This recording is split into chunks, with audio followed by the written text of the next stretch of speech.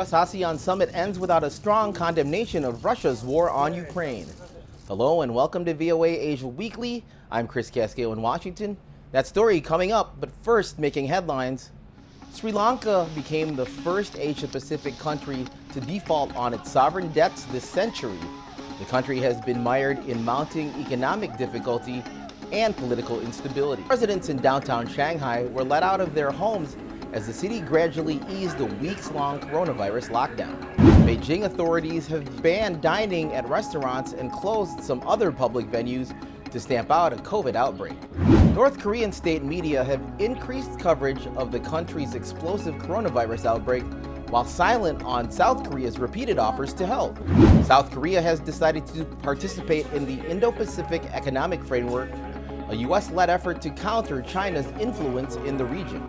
U.S. President Joe Biden is traveling to South Korea and Japan, his first trip to Asia since taking office. Japan is hosting a meeting of the Indo-Pacific Strategic Alliance known as the Quad, with the leaders of the U.S., Australia, and India. It comes after the US-ASEAN summit ended without a condemnation of Russia's invasion of Ukraine.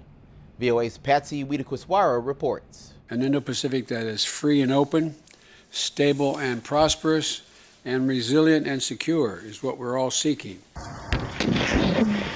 Biden did not mention Ukraine in his remarks, and the summit ended without a condemnation of Russia. The Association of Southeast Asian Nations, or ASEAN, has avoided criticizing Russian President Vladimir Putin. Many in the group seek neutrality, including Indonesia, which has resisted pressure to exclude Putin from the November G20 summit in Bali, despite Biden's and other Western leaders' threats of a boycott.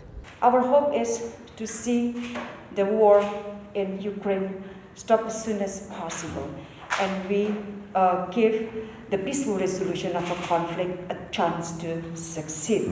It's a sign of the geopolitical complexities in the region as the administration seeks to broaden the coalition against Moscow beyond Europe. The Biden administration sees ASEAN countries as a vital partner in a competition with China. So it's not willing to sour relations over a statement about Russian aggression.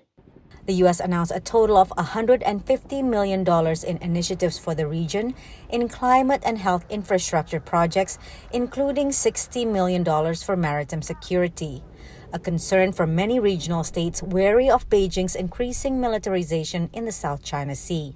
While many question the low dollar figure amid the tens of billions of dollars being poured into Ukraine, the summit signaled a U.S. focus on the Indo-Pacific region. Diplomacy is about showing up, and most everybody showed up. Despite the focus on Ukraine, President Biden and most of the U.S. government took out 2 days to spend on ASEAN. So in that sense, it was a success. U.S. and ASEAN leaders also expressed concern over the crisis in Myanmar and commitment to denuclearization in the Korean Peninsula. Patsy Widakuswara, VOA News at the White House. Visit our website, voanews.com, for the most up-to-date news. This is VOA Asia Weekly. Investigators probing the crash of a China Eastern Airlines jet are examining whether it was the result of an intentional action taken on the flight deck. So far, there is no evidence of a technical malfunction. The Boeing 737-800 crashed on March 21st, killing all 123 passengers and 9 crew members on board. UN Human Rights Chief Michelle Bachelet will visit China next week. Her office has been seeking the visit since 2018 to investigate the human rights situation, including mass incarceration in the northwestern region of Xinjiang.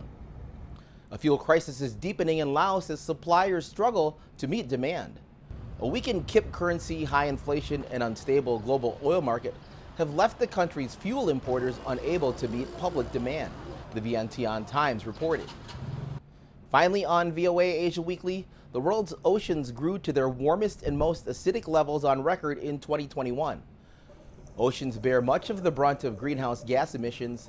They absorb around 90% of the Earth's accumulated heat and 23% of the carbon dioxide emissions from human activity. Thanks for watching VOA Asia Weekly. I'm Chris Casquejo. See you next week.